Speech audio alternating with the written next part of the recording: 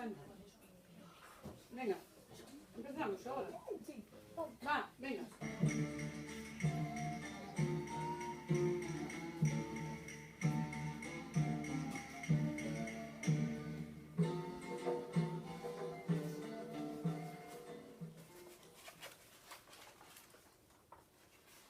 One of Spain's most famous writers, Miguel de Cervantes, created one of the world's greatest literary masterpieces, Don Quixote, in the early 16th. The son of a deaf sergeant, Miguel de Cervantes was born near Madrid in 1547. He became a soldier in 1570 and was badly wounded in the Battle of Lepanto. Captured by the Turks in 1575, Cervantes spent 5 years in prison. He was freed in 1518 and returned home.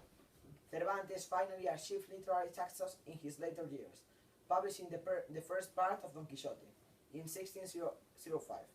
He died in 1660, the same day as William Shakespeare. For nearly his entire life, Miguel Cervantes struggled financially.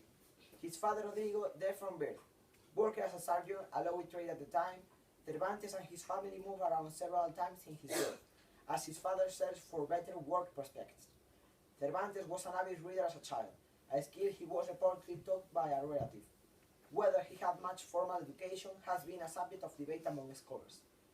Some believe that Cervantes may have been taught by the Jesuits, based on some of his writings, but others dispute this claim. Poetry and War. The first published works by Cervantes appear in 1579. He contributes some poetry to a memorial collection after the death of Elizabeth of Valois, the wife of the Spanish king Philip II. By the following year, Cervantes had put his words aside and, instead, picked up a weapon. He had joined a Spanish military unit in Italy. Known for his bravery, Cervantes took part in the Battle of Lepanto. Stationed on the ship La Marquesa, he fought against the Ottoman Empire and sustained serious injuries in the conflict. He suffered 2 chest wounds and his left hand was completely maimed. Despite his disability, Cervantes continued to serve as a soldier for several more years. In 1575, Cervantes and his brother Rodrigo tried to return to Spain, but they were captured by a group of Turkish ships during their voyage. Cervantes spent 5 years as a prisoner and a slave, and made several failed attempts to escape during his imprisonment. He finally went home after a ransom was paid for his release.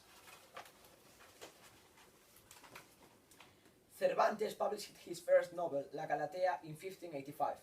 This pastoral romance failed to make much of a splash. Around the same time, Cervantes tried to make it the then lucrative world theatre, a place where an important form of entertainment in Spain at the time, and a successful playwright could earn a good living. Unfortunately, Cervantes did not achieve fortune and fame with his plays. In fact, only 2 of his plays survived. In late 1580s, Cervantes began working for the Spanish Armada as a commissary. It was a thankless task, collecting grain supplies from rural communities. Many did not want to provide the goods, and Cervantes ended up in prison on 2 occasions because of charge of mismanagement. During this trying time, he began writing some of literature's greatest masterpieces. Cervantes published the first part of Don Quixote in 1605. The novel tells the story of an elderly man who becomes so enamored by all the stories of brave knights that he seeks out his adventures. The title character soon gets lost in his own fantasy world, believing he's one of these knights, and combines a poor peasant, Sancho Panza, to serve as his esquire. In one scene, Don Quixote even fights a windmill, mistaking it for a giant. Quixote regains his sentence before the novel ends. The novel became the world's first bestseller, eventually being translated into more than 16 different languages. Cervantes published the second part of the story in 1650. Death and legacy. Don Quixote didn't make Cervantes wealthy. At the time, authors didn't receive royalties for their works. Cervantes continued to write after the success of Don Quixote, but he failed to finish the labors of Persiles and Segismunda before his death. Cervantes died on April 23, 1616, in Madrid. He was buried on the grounds of a convent there, in an unmarked grave. Since his passing, Cervantes has been credited with writing the first modern novel. His work has inspired countless other authors, including Gustave Flaubert, Henry Fielding, and Fyodor Dostoevsky. And the story of Don Quixote has been retold in many ways, including in the popular musical The Man of La Mancha, and in an artwork by Pablo Picasso.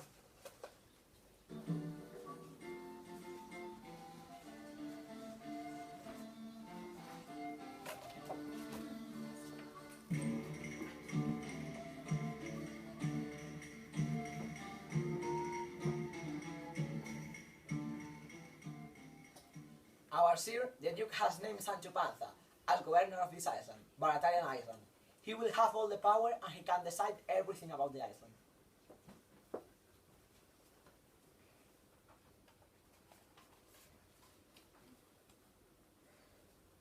It's the 16th century and Sancho Panza can't read. Could you read the message for me, please? Mr. Governor, I hear the news that some enemies of mine are coming to the island very soon, so please be careful. I also hear the 4 disguised men are in the island, and they want to kill you. Please, keep your eyes open. You are in a lot of danger. I'm Pedro Recio from Tirte Afuera, and my job is make sure you are healthy, so don't eat anything without asking me. Don't eat anything from the table, they don't digest well.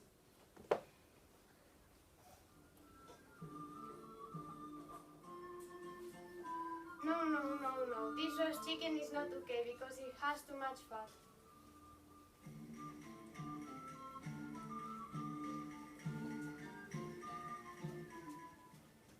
No. The pork is bad for the heart.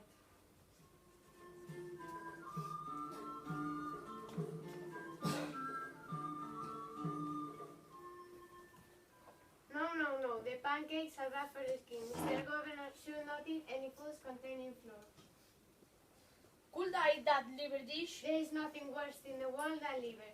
To maintain good health, Mr. Governor should eat a few slices of king's jelly that will settle the stomach to help digestion. Besides, the few delicacies contribute to being good with. Sancho thought and Duke's letter came to his mind, saying, "Be careful, they want to kill you. That man should be one of the 4 that like to kill him." Dr. Pedro Recio from Tirte Afuera, get out of here now and let me eat. Otherwise, I'll get a bat and I send you out of the island.